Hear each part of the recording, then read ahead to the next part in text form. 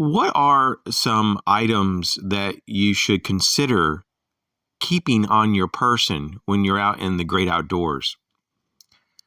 Hello, my friends. This is The Art of Prepping. I hope everyone's doing good today. You know, when we're out in the great outdoors, things happen.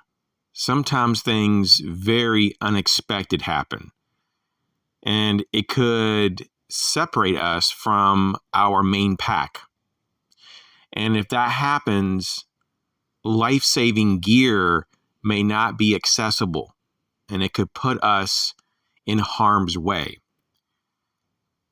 What are some examples that could cause this? You could get injured. You may be able to make camp and you keep, let's say, for example, your backpack, your main pack in your tent, and you decide, I'm just going to go for a quick walk and explore the area. You get injured doing that, and you're not able to get back to camp. And if you don't have some survival essentials on you, well, things can get serious very quickly. Another example is maybe you're setting up camp and dangerous wildlife come into camp and run you out, and you're not able to grab your main pack or to grab your kit. And you are now in the woods with only what you have on your person. And you may be out there for hours or even maybe longer. So how are you going to deal with this? So in this video, I just want to run through 10 items to consider to keep on your person. Some of these items are very, very easy to carry. You would just forget that you even have it on you. Some of these other items, you can be clever and you can still carry them fairly easily.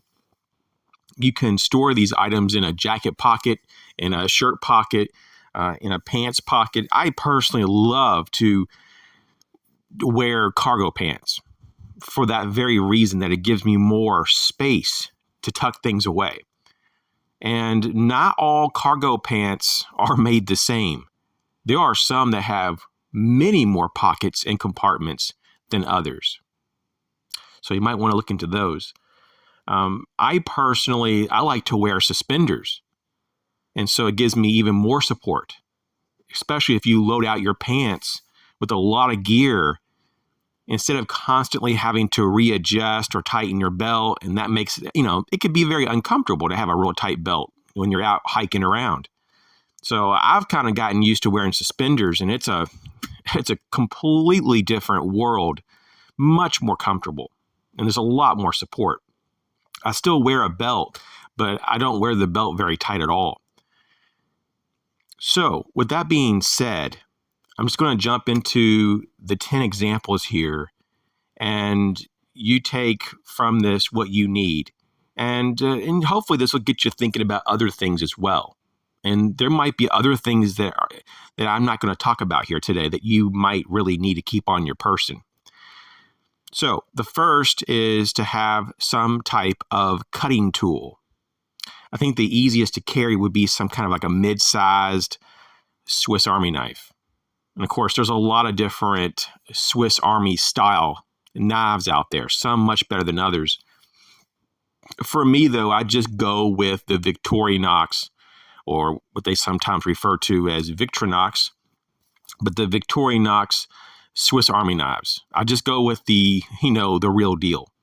They work just fine. They work really well. But you could go with a different type of multi-tool, maybe a full-sized, full-featured multi-tool. If you're not into multi-tools or don't want to carry a multi-tool, you could go with a basic pocket knife. That's still a cutting tool. And a lot of people, they like to carry a fixed blade on their belt. And you can go very compact to substantially large. There's a whole gamut there. And then, of course, you even have those who like to carry maybe a fixed blade as a neck carry option. And of course, there's other options as well, but let's move on to number 2. A lighter, some means to make fire. And a lighter is typically the number one go-to option for most people. You could also carry a small fire steel. You could have a little packet of matches, waterproof matches. Sometimes they're called like storm matches or hurricane matches. You could definitely do that as well. I personally like Clipper, Bic, and Scripto lighters. And if I just had to pick one, I'm a pretty big fan of Clipper lighters these days. So that's just what I would pick. The third type of item you might want to consider is some type of like heavy duty yard waste bag, or maybe it's just a real heavy duty garbage bag or a drum liner. And this is going to be very helpful for a makeshift shelter, because if you're out in the woods and there's no way that you can get back to camp, or you've lost your main gear, this can really hold you over, a number of days as a makeshift shelter option. And also just as a makeshift poncho. Of course, you could always carry a temporary, they kind of call them emergency ponchos that fit in a pocket. Sometimes they're even referred to as a pocket poncho. You can get these in a very inexpensive type of formats. I've seen them as low as like 97 cents even in recent days. So not a big deal, but just know that the cheaper stuff really is going to be a lot more flimsy. You're going to be lucky to maybe get a couple days out of a really cheap poncho that's a throwaway. So just something to consider. But you can make your own poncho or your own tarp with a really good quality drum liner or yard waste bag. Number 4 is some type of cordage. And you don't need a big hank of parachute cord, okay? If you want that, by all means, but really a simple solution that will pretty much solve most problems hands down is going to be getting some good quality microcord. I mean, some of this stuff actually has a tensile strength of over 100 pounds. Very good stuff. Number 5, some type of water filter. Now, ideally, it would be really awesome if you had like a metal water bottle or a metal canteen to boil water, to make it more safe. But that's going to be bulky, and what are the chances of you just having that with you? You might, but at the minimum, you might want to consider some type of water filter straw system. And, if you're really thinking about this, you may even want to try to tuck away like a small water bag. It's just another option. And what you could do is collect water in that water bag and use your water filter straw when you need water, and you can use it in that bag. Now, as I talk about this, before I move on to number 6, I just want to suggest that having a waist pack is also another way to carry some extra gear if you don't want to load out your clothing. I am a big fan of waist packs. I have so many really good ones, and they don't have to like cost much at all. I have some that are like less than $6 that I bought just a few years ago. And even recently, I got me a few that were under $10 that are really good quality. Some of the nicer ones are going to be probably in the $20 to $30 range, but you could go a lot further than that, though. There are some that go $40, $50, $60. Whatever you can afford, if you look hard enough, you're going to probably find something that will work. Number 6 is going to be a bandana. You can use that for first aid, for signaling, for a pre-filter, a water pre-filter, and so on and so forth. Number 7 is a signal mirror. I think this is like completely underrated. You can store your signal mirror in your wallet. They have the really small ones. That's what I personally do. I keep one in my wallet. And so if you're out, and about, you're going to probably have your wallet on you, of course. So you're going to have your signal mirror. And that's going to be awesome for first aid. First aid items are really important, but a lot of times you don't have them when you need them. And having a signal mirror is not only just good for signaling, but to identify injuries to the face or other parts of the body. Very good item to have. And we also have a whistle.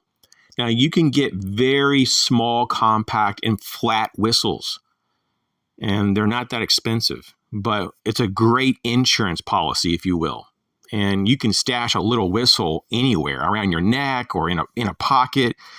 I would personally just tether it to something, though, because it is a safety item. It's an item that you want to have if you really need it.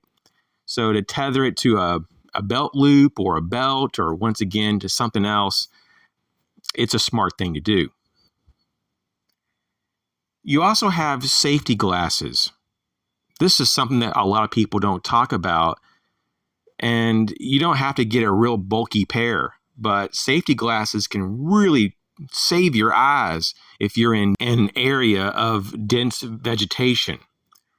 So really consider safety glasses. I can't tell you how many times over the years that if I didn't have my safety glasses on when I was moving through the woods, man, I might be a blind person at this point, because limbs sometimes snap back on you or things pop in your face.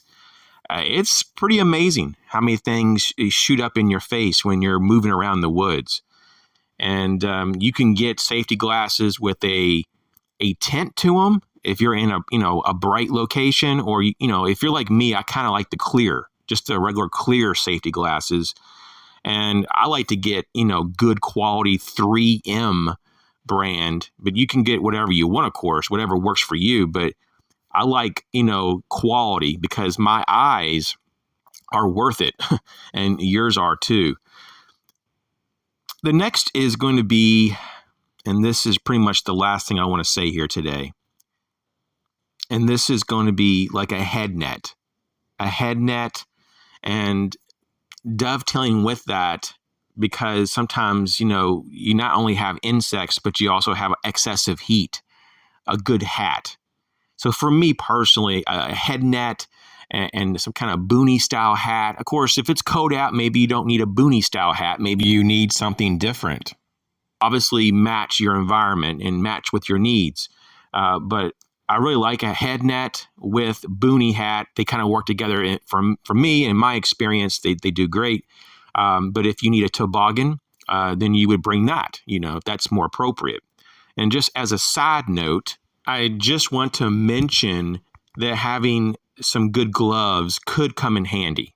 It's not totally essential, but I will tell you, if you're gathering a lot of firewood, if you're in a real survival situation and it goes on for several days and several nights, you're going to probably have to do some things, some manual labor, to the point that if your body is not used to it, it's going to get weathered a bit.